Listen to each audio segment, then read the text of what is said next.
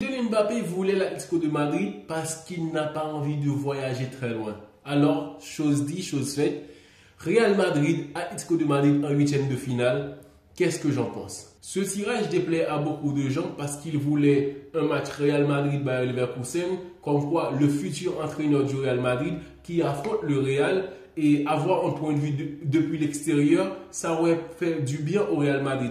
Ces dernières années, le Real Madrid est souvent favori, peu importe l'adversaire qu'ils affrontent en Ligue des Champions. C'est une équipe à part. Même quand ils vont mal en Liga, c'est une équipe capable de faire des miracles en Ligue des Champions.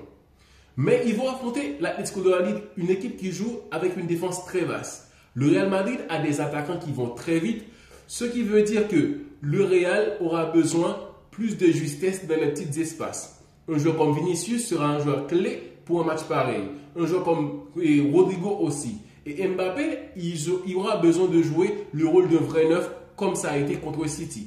Mais il y aura moins d'espace dans le dos de la défense parce que l'Atlético joue très basse. Donc, on aura les choses un peu plus claires après les 3 matchs que le Real a joué en Liga.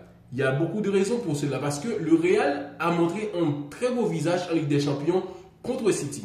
Le trio offensif a vraiment été fusionnel, ça a fonctionné parce que Vinicius, il joue d'une façon pour permettre à Mbappé d'avoir plus d'espace, tout comme Rodrigo dans les petits espaces très techniques et ils vont très vite. Parce que City est une équipe qui laisse beaucoup d'espace dans le dos de sa défense. Pourtant, l'Atlético, c'est tout le contraire.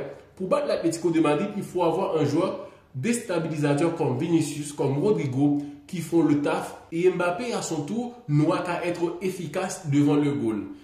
Jouer l'Atlético de Madrid, ça ne sera pas une mince affaire.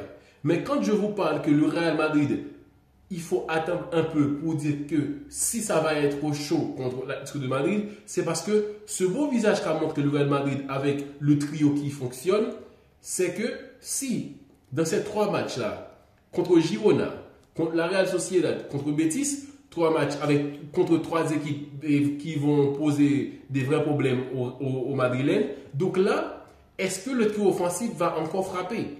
Parce que c'est là qu'on attend que, est-ce que c'était contre City une équipe très faible, que ça peut marcher, ou ça peut aussi être efficace en Liga? Il ne faut pas oublier, le Real Madrid a joué City en barrage de Ligue des Champions. C'était pas digne des Merengues de ne pas se qualifier parmi les 8 premiers. Donc il n'y avait pas question d'être éliminé en barrage de Ligue des Champions, même si c'était contre City. Donc les gens ont laissé de côté leur ego pour mettre toutes leurs forces ensemble pour être plus efficaces en attaque. Parce que le trio offensif n'a jamais été aussi bon que contre City en barrage. Donc là, ce qu'on attend, c'est que est-ce que ça va fonctionner contre Girona, contre la Real Sociedad et contre Real Betis pour dire que le Real Madrid sera redoutable en Ligue des Champions. Parce que ce qu'on a vu contre City, ça a été vraiment formidable. Le trio offensif, les déplacements de Vinicius qui permet à Mbappé d'être plus facile face au but. Avec des passes, il a servi Mbappé. Et aussi Rodrigo qui a fait un travail de génie. Et aussi pour mettre Mbappé à l'aise. Ils l'ont dit que Mbappé c'est notre attaquant. Il doit être décisif. On va tout faire pour qu'il marque beaucoup de buts. Et ça a marché contre City. Et c'est ce qu'on attend contre ces équipes-là. Parce qu'ils vont affronter ces équipes-là et bien avant d'affronter l'Atlético en Ligue des Champions. L'Atlético, c'est une équipe qui n'est jamais facile à jouer. Jamais facile parce qu'une équipe qui va mettre le bus et tu as des attaquants qui vont très vite. Mais comme il y a Vinicius, Rodrigo pour les petits espaces, donc là, avec l'efficacité de Mbappé aujourd'hui, on pourrait dire que le Real Madrid a l'avantage sur l'Atlético, mais c'est quand même une équipe, quand ils vont partir en compte, ça peut être vraiment douloureux pour les Madrilènes. Ils ont des joueurs très techniques, Griezmann qui peut lancer un joueur comme Julián Alvarez qui va vite aussi, il est technique, sans oublier Sorloth qui est vraiment costaud et c'est un buteur. Donc le Real qui va affronter l'Atlético de Madrid, ça sera toujours un match compliqué parce que ce sont 2 équipes qui se détestent vraiment.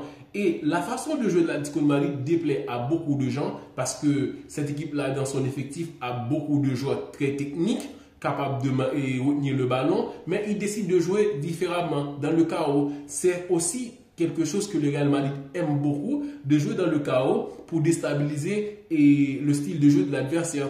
Un adversaire comme le Barça, c'est dans le chaos que le Real Madrid est beaucoup plus à l'aise.